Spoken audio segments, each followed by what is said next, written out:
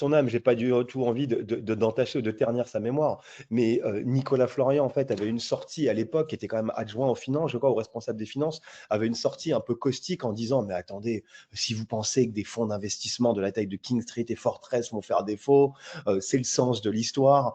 Je pense que Nicolas Florian ne savait pas vraiment comment fonctionnait un fonds d'investissement. C'est pas parce on a des milliards d'actifs sous gestion qu'on est forcément solvable à hauteur de plusieurs milliards. Mais voilà, mais en fait, ça dit beaucoup de la légèreté juridique avec laquelle le dossier à l'époque, et notamment la question des garanties, avait été traité. Oui, Donc c'est intéressant.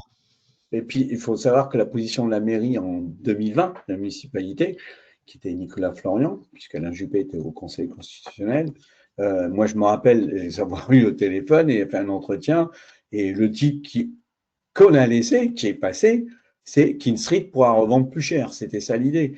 Donc on était vraiment à l'époque, il y a 5 ans à peine, sur une logique, vous inquiétez pas, le club est sur un business plan qui va marcher, ce sont des fonds d'investissement fédérationnels, mais un fonds d'investissement, il n'a pas argent propre. Hein.